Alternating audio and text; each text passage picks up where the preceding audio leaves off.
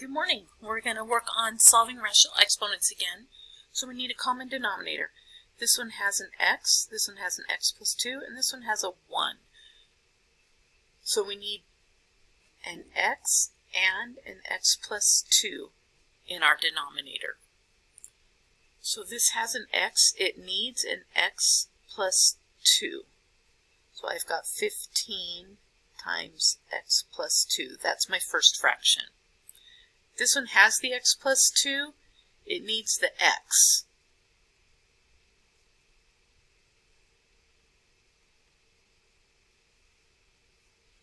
This one has a 1, so it doesn't have any of it. So it needs the x and the x plus 2. Okay, so I'm going to distribute. So I've got 15x. I'm going to distribute my positive x.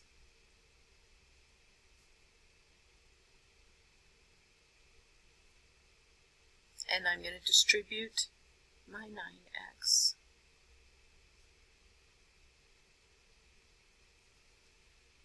I'm going to combine my like terms and get it in standard form. So I have 15x minus 7x.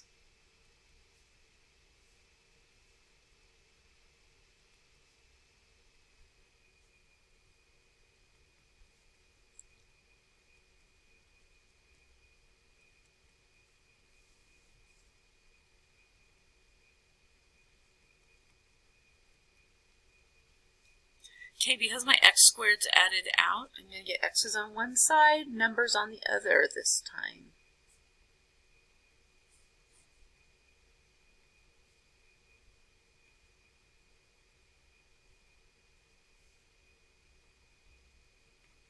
So I got x equals 3, so now all I have to do is check. If I plug a 3 in, do I get a 0? No. And then 3 plus 2 is 5? No. So that works. Okay, I'm going to come down here to number 5. I chose this one on purpose.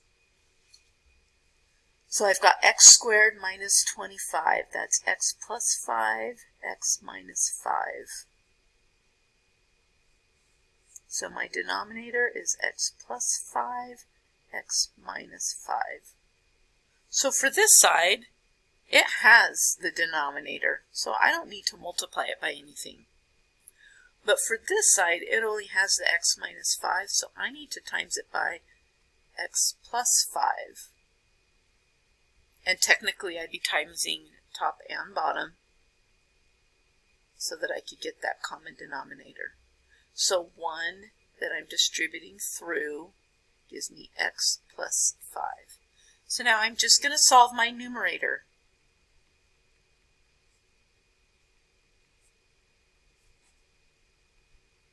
Okay, look right here. Does 5 ever equal 0? No. So this one's not possible.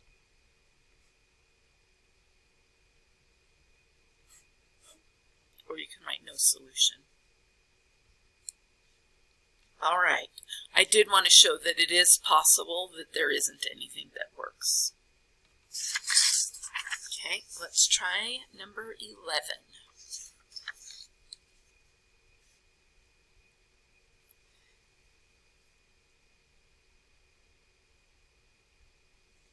So I'm going to factor out an x, and I have x plus 5. So my denominator is x and x plus 5. So this is missing the x plus 5.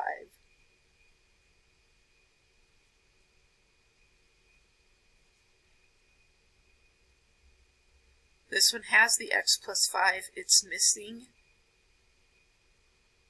the x.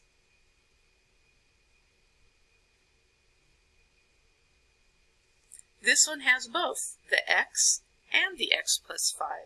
So I don't need to times that by anything. Okay, x plus 3 times x plus 5. You can do the box if you're still going back to that method. Some of you have now gone to where you know So I've got x squared plus 8x plus 15. It's easier when there's a 1 in front. So I've got x squared, 3 plus 5 is 8x, 3 times 5 is 15, plus x equals 1. Okay, so I'm going to work just with my numerator.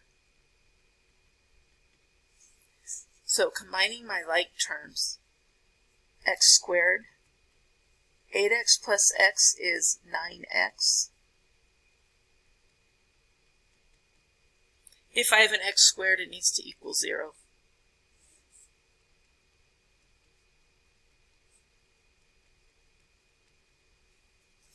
I'm going to factor it.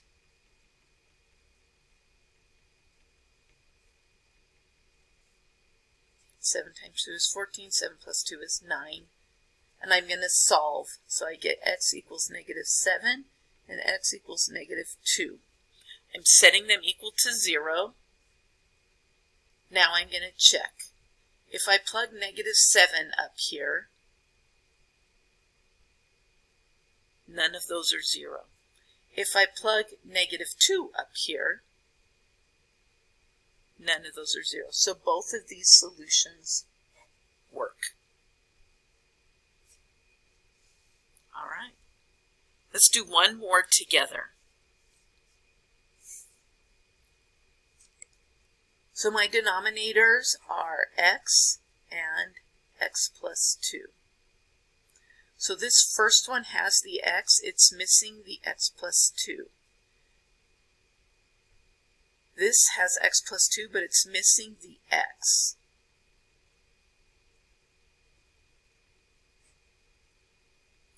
This has the x plus 2, so it's missing the x.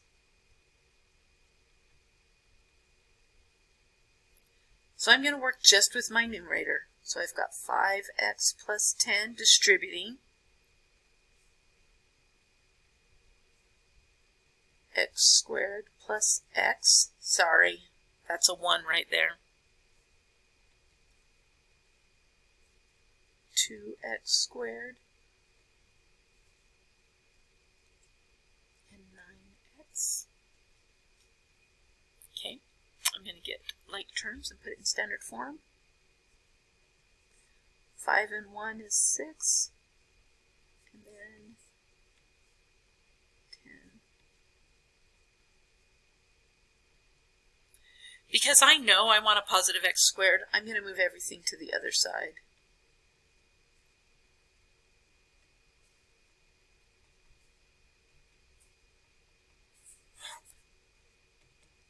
Because I know it needs to equal 0. 2x squared minus x squared is x squared. 9 minus 6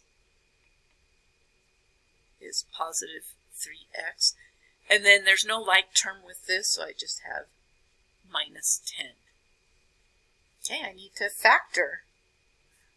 Opposite signs, bigger numbers positive. So I've got x equals negative 5 and x equals 2.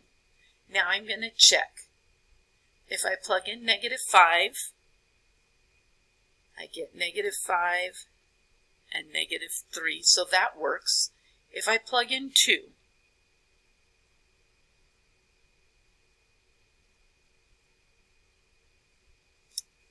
yeah. So I've got 2 and 4.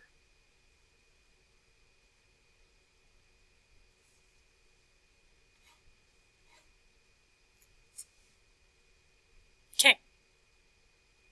So go ahead and give those a try.